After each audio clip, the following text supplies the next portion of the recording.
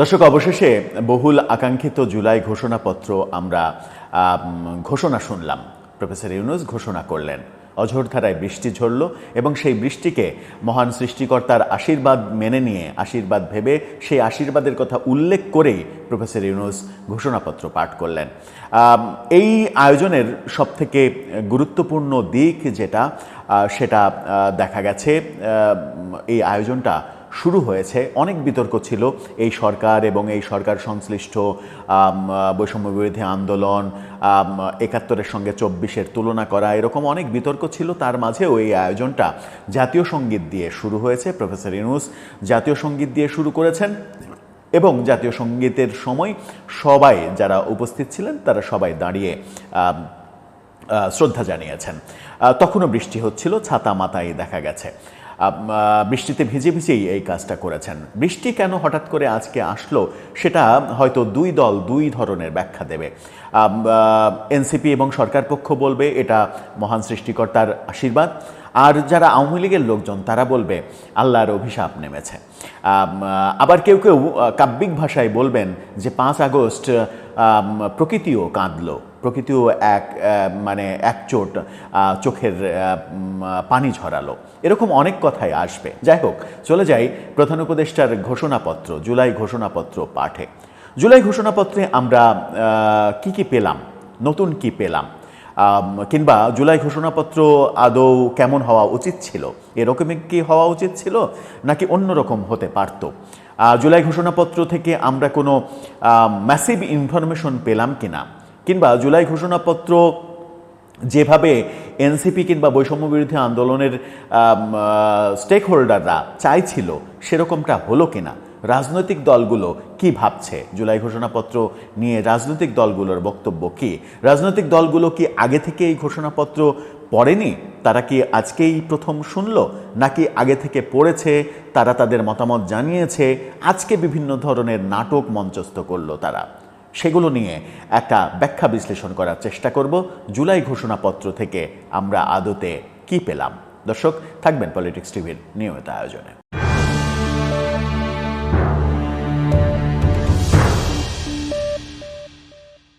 দর্শক, পলিটিক্স টিভির নিয়মিত ভিডিওগুলো স্পন্সর করছে প্রজাপতি.টিভি, নতুন ওটিটি প্ল্যাটফর্ম। আপনারা চাইলে ইউটিউবে, ফেসবুকে, ইনস্টাগ্রামে, টিকটকে দেখে নিতে পারেন। ডেসক্রিপশন বক্সে লিঙ্ক দেওয়া থাকবে, সেখান থেকেও আপনারা দেখে নিতে পারেন প্রজাপতির কার্যক্রম। চলে যাচ্ছি মূল ভিডিওতে। বলছিলাম জুলাই ঘোষণাপত্র থেকে আমরা কি পেলাম। জুলাই ঘোষণাপত্র শেষে আমরা মির্জা ফখরুল পাশে দাঁড়িয়েছিলেন, তাকে হাততালি দিতে দেখেছি।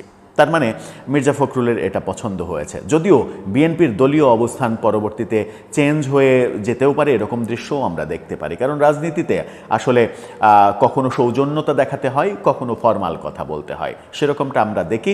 রাজনীতিতে কখন কোনটা ঘটবে সেটা বলা মুশকিল। জুলাই ঘোষণাপত্রে আমরা কি পেলাম? জুলাই ঘোষণাপত্র মূলত একটা মোটামুটি ইতিহাসের আংশিক পর্যবেক্ষণ, ইতিহাসের আংশিক পাঠ বলা যেতে পারে।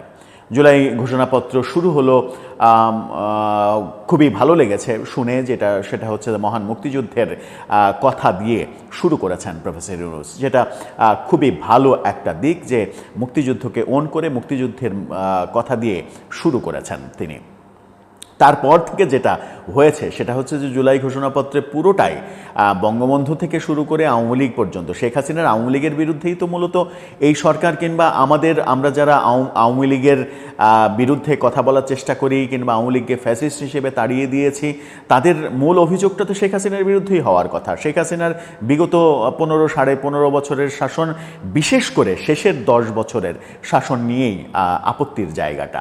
কিন্তু ঢালাওভাবে যখন আপনি আওয়ামী লীগকে দোষারোপ করবেন, আওয়ামী লীগের ওপরে সমস্ত দায় চাপাবেন এবং ঐতিহাসিকভাবে ৭১-এর মুক্তিযুদ্ধের পর আওয়ামী লীগের নানা রকমের অপকর্ম, বাকশাল, একদলীয় শাসন ব্যবস্থা, সংবিধান প্রত্যাশা অনুযায়ী সংবিধান না দিতে পারা, এবং পরবর্তীতে সংবিধানের পরবর্তীতে এভাবে বলা হয়েছে যে আওয়ামী লীগ বিভিন্নভাবে সংবিধান কাটাছেঁড়া করে সংবিধানের কার্যকারিতা নষ্ট করেছে, যেন মনে হয় যে আর কোনো দল সংবিধান কাটাছেঁড়া করেনি। আমাদের অভিযোগ কি? আমাদের মূল অভিযোগ, সামগ্রিক মৌলিক অভিযোগকে ৭২-এর সংবিধানকে যখন যে ক্ষমতায় এসেছে তখন সে তার মতো করে কাটাছেঁড়া করেছে, এবং তার মতো করে কাটাছেঁড়া করেছে বলে আওয়ামী লীগ সবচেয়ে বেশি করেছে, কিন্তু তার মানে এই না যে অন্য দলগুলো করেনি, অন্য দলও করেছে।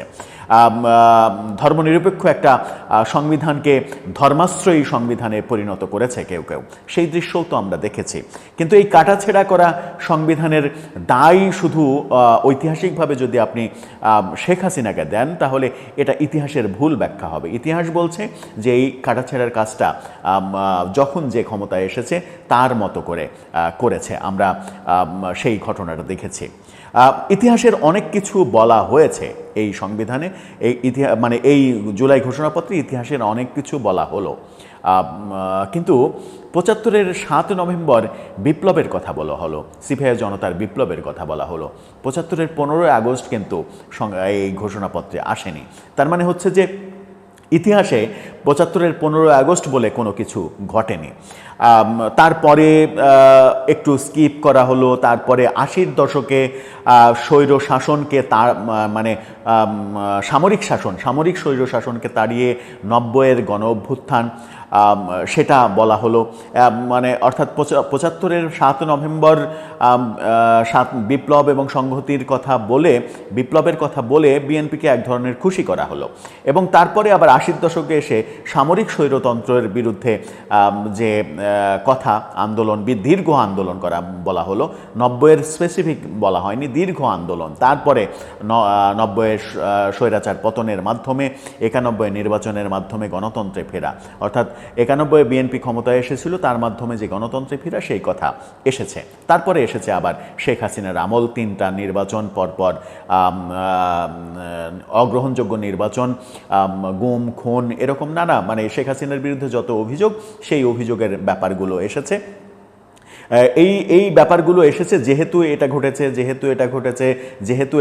ঘটেছে সেহেতু একটা আন্দোলন তৈরি হয়েছে, যে আন্দোলনটা মানে চাকরিতে কোটা, গুম খুন, দুঃশাসন, এটার বিরুদ্ধে যে আন্দোলন, সেই আন্দোলনের মাধ্যমে ২৪-এর 5 আগস্ট সরকারের পতন, এভাবেই মূলত জুলাই ঘোষণাপত্রটা পাঠ করা হয়েছে। এবং মজার ব্যাপার হচ্ছে যে যেভাবে বিএনপি চাইছিল যে জুলাই ঘোষণাপত্র সংবিধানে আনা যাবে না, এটা যেহেতু আইন নয়, সংবিধানে সরাসরি এটা অন্তর্ভুক্ত করা যাবে না, কিন্তু সংবিধানের তফসিলে যদি রাখা হয়, তফসিলের অন্তর্ভুক্ত করে রাখা হয়, অর্থাৎ এটা একটা মানে একটা ইনস্ট্রাকশন হিসেবে থাকলো, এটা একটা তফসিলের বিশেষ অধ্যায় হিসেবে থাকলো, সেভাবে যদি রাখা হয় তাহলে বিএনপির আপত্তি থাকবে না।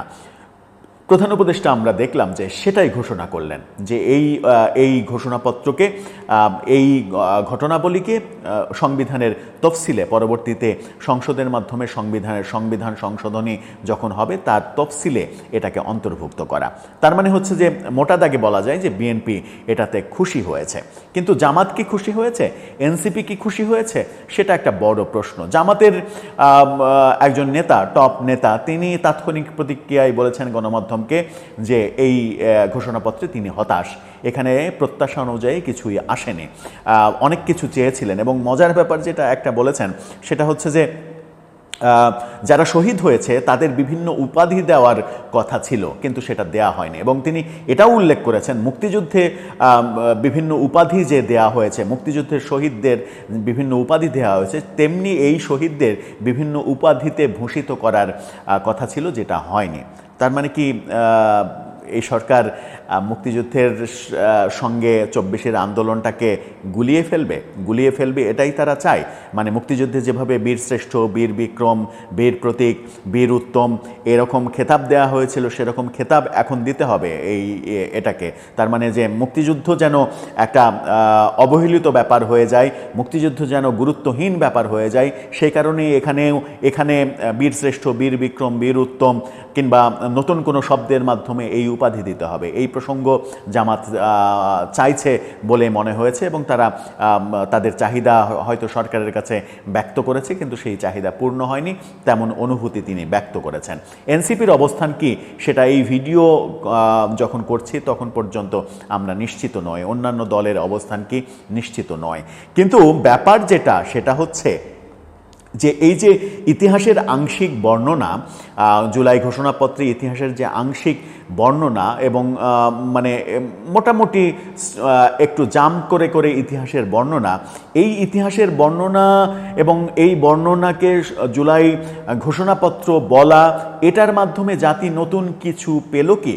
এর থেকে নতুন কিছু আমরা নতুন কোনো ধারণা পেলাম, কিংবা নতুন কোনো দিক উন্মোচিত হলো, নতুন কোনো দিকে আমরা যেতে পারলাম, নাকি শুধুমাত্র একটা দাবির প্রেক্ষাপটে একটা কাগজ দরকার, কয়েক লাইন কয়েক পৃষ্ঠা লেখা দরকার, সেই লেখার কাজটাই সরকার করেছে যেন আনুষ্ঠানিকভাবে এটা বলা হয় যে জুলাইয়ের যে আন্দোলন হয়েছে, যে অভ্যুত্থান হয়েছে, সেই অভ্যুত্থানটা সরকার স্বীকার করে নিচ্ছে, সরকার ওন করছে। যদিও এই ঘোষণাপত্রে আমি আমার মনোযোগ বিচ্ছিন্ন যদি না হয়ে যায়, তাহলে কোথাও দেখিনি যে দায় মুক্তির ব্যাপার এখানে বলা হয়েছে। আমার মনে হয় যে কোথাও দায় মুক্তির ব্যাপার বলা হয়নি। অর্থাৎ এই আন্দোলনে যদি কেউ অপকর্ম করে থাকে, যদি কেউ সন্ত্রাসী কার্যক্রম করে থাকে, যেমন পুলিশ হত্যার বিষয়ে অনেক আলোচনা সমালোচনা রয়েছে, অনেক বিতর্ক রয়েছে, সেই ব্যাপারে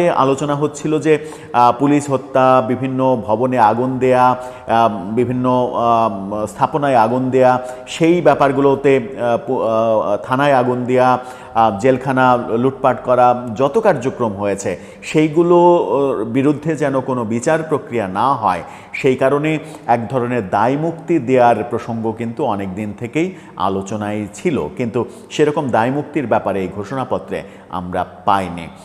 তাহলে কি সরকার মানে এনসিপি কিংবা বৈষম্য বিরোধী আন্দোলনের যে চাওয়া, সেই চাওয়া থেকে একটু দূরে সরে গেল, যে কারণেই জামাতের নেতা এটাকে ডিজোন করছেন, এটাকে বলছেন যে এটাতে হতাশ, সেরকম কথাই বলছেন?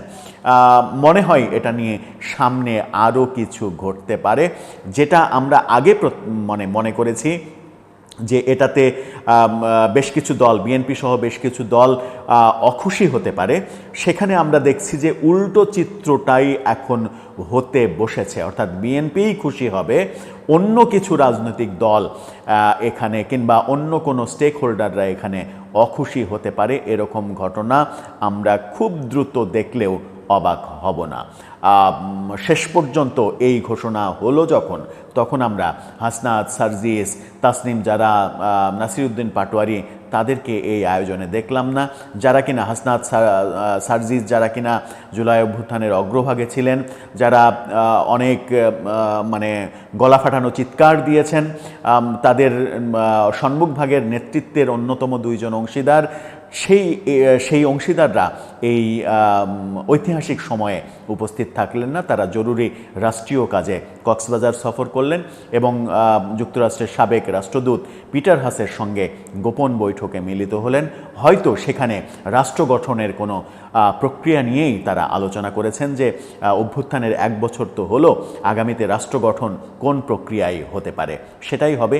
সেই শুভ প্রত্যাশাই রইল। দর্শক, আপনার মতামত জানিয়ে লিখবেন আমাদের কমেন্ট বক্সে।